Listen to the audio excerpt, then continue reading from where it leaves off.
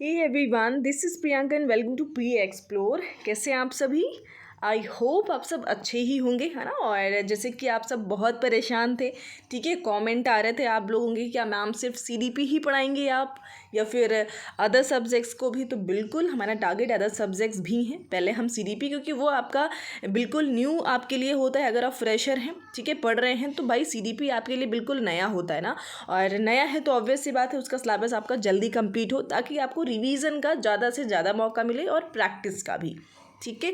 तो इस वजह से हमारी अभी आई थिंक 5 to 6 क्लासेस और रिमेनिंग हैं सीडीपी में, तो उन्हें हम जल्दी से कवर अप करके प्रैक्टिस चलती रहेगी और फिर हम आ जाएंगे लैंग्वेज के पोर्शन में, ठीक है।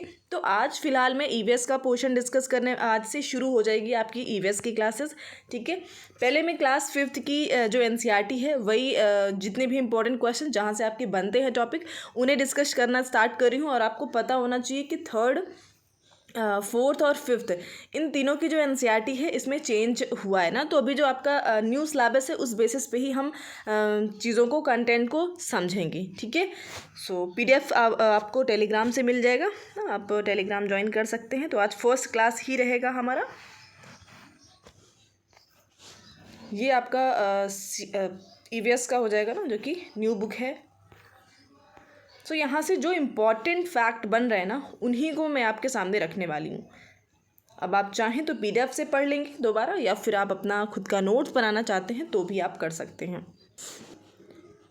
सो यहाँ आपका क्लास 5th का पहला ही चैप्टर है, कुछ नर कीड़े मकोड़े और अपनी मादा को उनकी गंध से पहचान लेते हैं ना। तो जैसे कि आप बॉक्स में देख पा रहे हो, जो रेशम के कीड़े होते हैं ना, कि वे जो होते हैं अपनी मादा को, यानी कि अपनी जो फीमेल है उसको उसकी स्मेल से कई किलोमीटर दूर से ही पहचान लेते हैं ना। तो ये चीज़ आपको फैक्ट पता होना चाहिए कि जो रेशम कीड़े होते हैं अपनी फीमेल को कई किलोमीटर से पहचान लेते हैं। कैसे? तो उनके स्मेल से। अब आपको मच्छर काटते हैं तो किस तरीके से उन्हें पता चलता है कि आप कहाँ हो, है ना, किस तरीके से वो इस चीज़ को पता कर पाते हैं। तो मच्छर तुम्हारे शरीर की गंध, खासकर पैरों के तलवे की ओर और तुम्हारी शरीर की गर्मी से तुम्हें ढूंढते हैं ना। तो ये फैक्ट हैं, ठीक है, जो मैं आपको बताती रहूँगी। तो उन फैक्ट को आप नोट डाउन करना चाहें तो आप नोट डाउन भी कर सकते हैं, अदरवाइज़ पीडीएफ तो मैं आपको देने ही वाली हूँ। सो मच्छर हमें कैसे पहचानते हैं? तो स्पेशली जो हमारे पैर होते हैं, पैर के तलवे की जो स्मेल होती है उससे, और हमारी बॉडी की जो हीटनेस होती है, गर्मी होती है, उससे वो हमें ढूंढ लेते हैं, ठीक है। क्या तुमने कभी किसी कुत्ते को इधर उधर सूंघते देखा है क्या? तो बिल्कुल भाई, ऐसा क्यों होता है, ऐसा क्यों वो कर रहे होते हैं? देखिए, कुत्तों का भी इलाका होता है ना, जैसे आपने डायलॉग भी सुना है, तो एग्जैक्टली वैसा ही होता है ना। जो डॉग्स होते हैं वो जिस एरिया में रह रहे होते हैं, उन्होंने पूरा अपना एक एरिया बना रखा होता है। और वो पहचानते कैसे हैं? तो वहाँ पे वो एक तरीके से अपना मूत्र, यानी कि जो यूरिन है, यूरिन वहाँ पे वो छोड़ते हैं, और उसके बाद उसी स्मेल से उनको एक अपना एरिया का अंदाज़ा रहता है कि यहाँ तक मेरा एरिया है, और इस तरीके से वो पहचान बना कर रखते हैं। एक कुत्ता दूसरे कुत्ते के मल मूत्र की गंध से जान लेते हैं कि उसके इलाके में बाहर का कुत्ता आया हुआ है, ठीक है। वो ये भी समझ जाते हैं कि अगर किसी अदर यूरिन की स्मेल आती है कि भाई यहाँ पे कोई दूसरा कुत्ता आ गया है, तो वो सतर्क हो जाते हैं। तो इस तरीके से वो अपनी पहचान बनाएंगे अपने एरिया की फिलहाल। तो ये तीसरा फैक्ट मिल गया है। अब देखिए, चील, बाज, गिद्ध जैसे पंछी हमसे 4 गुना ज़्यादा दूर तक देख पाते हैं, ठीक है। ये जो चील होता है, बाज, गिद्ध, ये सारे पंछी हमसे 4 गुना ज़्यादा देख पाते हैं।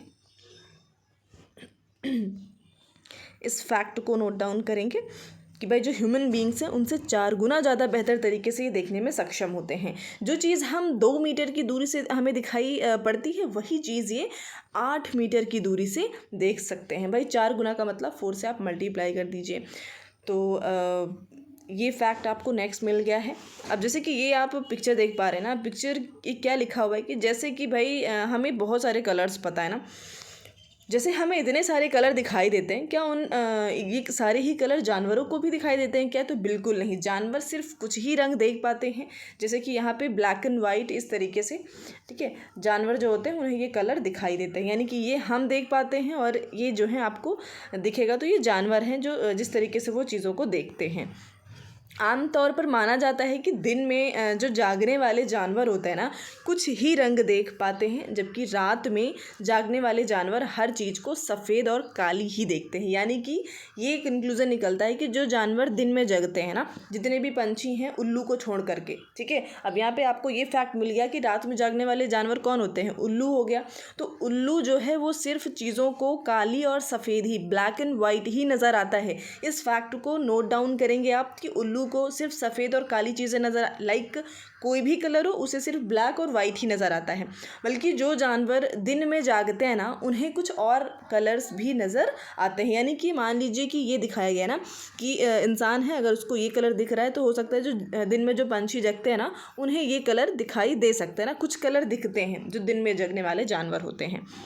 ये समझ गए होंगे आप, ठीक है। इन फैक्ट को आप नोट डाउन कर सकते हैं वन लाइनर में, अगर आप चाहते हैं अपनी नोट्स बनाना तो। अब सांप के बारे में कुछ फैक्ट जान लेते हैं, या फिर ऐसी चीज़ें जैसे कि सांप भी कुछ ऐसे ही सुन पाता है, मीन्स टू से कि जैसे कि आपने देखा होगा ना कि कुछ एनिमल्स ऐसे होते हैं जिनके कान हमें विजिबल नहीं होते हैं, ठीक है। जिनके जो ईयर्स होते हैं ना वो विजिबल नहीं होते हैं, तो वो सुनते कैसे हैं? तो भाई कहीं ना कहीं लाइक उनके ईयर्स होंगे, तो हो सकता है हेयर्स के पीछे छिपे हों, या फिर कुछ ऐसे भी एनिमल्स होते हैं ना जो कंपन को सुन करके, लाइक उसको फील करके, उनके ईयर्स आपको दिखेंगे नहीं ना, और वो कंपन को फील करके ही उस चीज़ पर रिएक्ट करते हैं। जैसे सांप की बात करते हैं ना, तो सांप क्या होता है ना, वो कंपन को सुनता है, उसके आसपास जो भी वाइब्रेशन हो रही होती है ना, उसके बेसिस पे वो अंदाज़ा लगा पाता है कि कोई है या फिर नहीं, ठीक है, इस तरीके से। अब इसके बाद भी कुछ और भी साइंस होते हैं जो एनिमल्स अलग अलग टाइम पे अलग अलग तरीके से देते हैं ना। बहुत सारे ऐसे चीज़ें हैं जो एनवायरनमेंट में घटती हैं, और उन ह्यूमन बीइंग से पहले जानवरों को इसका अंदाज़ा लग जाता है कि कुछ अनहोनी या कुछ गलत होने वाला है ना, और वो अलग अलग तरीके की आवाज़ें निकालने लग जाते हैं। सो जैसे कि आप बंदर देख पा रहे हैं ना, जंगल में ऊंचे पेड़ पर बैठा लंगूर पास आती मुसीबत जैसे कि शेर चीता को देख करके खास आवाज़ निकाल करके अपने साथियों को संदेश देता है। और इस काम के लिए पंछी भी खास आवाज़ें निकालती हैं। जैसे कि कुछ पंछी अलग अलग खतरों के लिए अलग अलग आवाज़ें निकालते हैं। जैसे उड़ कर आने वाले दुश्मन के लिए अलग तरीके की आवाज़ निकालेंगे तो सब सतर्क हो जाते हैं, और ज़मीन पर चढ़कर आने वाले खतरे के लिए दूसरी तरीके की आवाज़ निकालते हैं, ठीक है। जैसे कि मछलियाँ जो होती हैं ना, मछलियाँ खतरे की चेतावनी एक दूसरे को बिजली तरंगों से देती हैं, समझ रहे हैं। देखिए, कुछ जानवर तूफान या भूकंप आने से कुछ समय पहले अजीब हरकतें करने लगते हैं। जो लोग जंगल में रहते हैं और जानवरों के इस व्यवहार को समझते हैं, वे जान लेते हैं कि भूकंप आने वाला है, ठीक है, या फिर कुछ अनहोनी होने वाली है। अभी एक घटना दी गई है आपको कि सन 2004 दिसंबर में आए सुनामी से कुछ समय पहले जानवरों के अजीब व्यवहार और उनके द्वारा दी गई चेतावनी भरी आवाज़ों को अंडमान की एक खास आदिवासी जाति समझ गई, और उन्होंने वह इलाका खाली कर दिया। इस प्रकार इस जाति के लोग सुनामी के कहर से अपनी जान बचा पाए ना। तो भाई बिल्कुल सही बात है ना। जो भी ध्वनि तरंगे होती हैं जिन्हें हमारी कान नहीं सुन पाती है समय से पहले, जब तक वो अपने चरम सीमा पे नहीं पहुंच जाता ना, लेकिन जो कुछ ऐसे जानवर होते हैं जैसे कुत्ते हैं ना, वो भी बहुत जल्दी ही चीज़ों को सेंस कर लेते हैं कि कुछ तो गलत या कुछ अनहोनी होने वाली है ना। अब जैसे डॉल्फिन है ना, डॉल्फिन भी अलग अलग तरह की आवाज़ें निकालती हैं। जो डॉल्फिन है वो अलग अलग तरह की आवाज़ें निकालती हैं और एक दूसरे से बात भी करती हैं। वैज्ञानिकों का यह मानना है कि कई जानवर भी अपनी पूरी भाषा है, लाइक कई जानवरों की अपनी पूरी भाषा होती है। यानी कि जो जानवर होते हैं आपस में बातचीत कम्युनिकेट करने के लिए उनकी भी अपनी लैंग्वेज होती है ना। तो इस तरीके से ये फैक्ट हो गया। ये काफ़ी इंपॉर्टेंट है, स्लॉथ वाला जो आपका कॉन्सेप्ट है। भाई ये भालू जैसा दिखते हैं, जो स्लॉथ है ये भालू जैसा दिखता है पर भालू नहीं है ना। इन फैक्ट को आप समझ के चलेंगे, क्योंकि रीज़न और सोशन के क्वेश्चन आते हैं तो वहाँ पे ये सब आपको क्लियर होना चाहिए। और इम्पॉर्टेंट फैक्ट है ये आपका स्लॉथ। ये दिन के करीब 17 घंटे पेड़ों से उल्टे सिर लटक कर मस्ती से सोते हैं। लगभग 17 घंटे तक ये दिन में सोते हैं और जिस पेड़ पर रहते हैं उसी के पत्ते खाकर पलते हैं, इसलिए इन्हें कहीं जाने की ज़रूरत नहीं पड़ती है। लाइक उसी पेड़ पे रहते हैं, सोते हैं बढ़िया 17 घंटे, उसी पेड़ के पत्ते खाते हैं और वहीं रहते हैं, तो इसलिए इन्हें कहीं जाने की ज़रूरत भी नहीं पड़ती है। जब ये अपने पेड़ के सारे पत्ते खा लेते हैं तभी वे पास के पेड़ पर जाते हैं, यानी कि इनके पेड़ के पत्ते ख़त्म तो ये फिर नेक्स्ट पेड़ पर ट्रांसफ़र हो जाते हैं। और लगभग 40 वर्ष के अपने पूरे जीवन में, यानी कि इनका जीवन काल लगभग 40 वर्ष का होता है। ठीक है, जीवन में ये मुश्किल से 8 पेड़ों पर घूमने की तकलीफ़ उठाते हैं। लगभग एक एवरेज बताया गया है कि लगभग 8 पेड़ तक ही ये घूम पाते हैं और ये सप्ताह में एक बार ही शौच करने के लिए पेड़ से नीचे उतरते हैं। तो अब स्लॉथ से रिलेटेड जितने भी फैक्ट बताए हैं ये सभी आपको याद होने चाहिए, बिकॉज़ इन्हीं फैक्ट से आपका क्वेश्चन बन जाएगा ना कि भाई जो भालू जैसा दिखता है लेकिन भालू नहीं है, है ना। 17 घंटे ये सोता है उल्टे लटक करके, ठीक है, ये चीज़ ध्यान देंगे। और जिस पेड़ पे रहता है उसी पेड़ के पत्ते खाता है और जीवन इसका लगभग 40 वर्ष का होगा और अपने पूरे जीवन काल में लगभग 8 पेड़ों पर ही घूमने की तकलीफ उठाता है, ठीक है। और ये वीक में सिर्फ एक ही बार नीचे आता है, वो भी वही शौच करने के लिए, ठीक है। तो ये रहा स्लॉथ के बारे में कंटेंट। आगे बढ़ते हैं नेक्स्ट। देखिए शेर से रिलेटेड कुछ चीज़ें हैं। बाघ से, बाघ जो है अंधेरे में हमसे 6 गुना अधिक बेहतर तरीके से देख पाता है ना। इस फैक्ट को नोट डाउन करेंगे कि हमसे 6 गुना विज़न इसकी ज़्यादा तेज़ होती है, ठीक है। बाघ की मूछें जो होती हैं हवा में हुए कंपन को भांप लेती हैं और उसे शिकार की बिल्कुल सही स्थिति का पता चल जाता है। इससे इन्हें अंधेरे में रास्ता ढूंढने में भी मदद मिलती है, ठीक है। जो भी इनकी जो ये मूछें आप देख पा रहे हो ना, इतनी ये बड़ी बड़ी हैं, इनका काम क्या होता है, लाइक किसी भी खतरे को भांप लेना, ठीक है, और अपने शिकार तक पहुँचने में भी इनको मतलब सेंस का काम करती है ना, सेंसस का काम कर रही होती हैं इनकी मूछें। बाघ जो है अपने इलाके में ये भी मूत्र करके अपनी गंध छोड़ जाते हैं और ये इलाका कई किलोमीटर बड़ा हो सकता है। एक बाघ किसी दूसरे बाघ के मूत्र की गंध को झट से पहचान लेता है और फिर उस इलाके में घुसना है या नहीं ये तो उस बाघ की मर्जी पर डिपेंड करता है। यानी कि जैसे कुत्ते करते हैं एग्जैक्टली इनकी भी वही हैबिट होती है, ठीक है। और ये भी मौके के अनुसार क्या होता है, अपनी आवाज़ को बदलते रहता है। गुस्से में अलग आवाज़ होती है, बाघ इनको बुलाना हो तो अलग आवाज़ से बुलाते हैं, कभी कराना हो तो कभी अलग अलग तरीके से इनकी भी आवाज़ें हो जाती हैं, ठीक है। और बाघ हवा से पत्तों के हिलने और शिकार के झाड़ियों में हिलने से हुई आवाज़ में अंतर को भी भांप लेते हैं, ठीक है। यानी कि दोनों के बीच में कि झाड़ियाँ अपने आप हवा से हिल रही हैं या फिर कोई शिकारी आया है, तो इन दोनों के बीच में भी डिफ्रेंशिएट कर पाते हैं।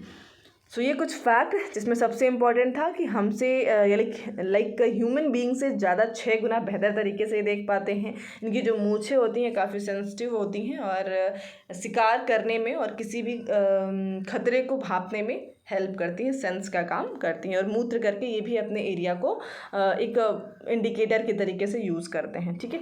तो ये फैक्ट जो कि टाइगर के बारे में, आई होप आप समझ गए होंगे, इम्पॉर्टेंट है भाई, ठीक है।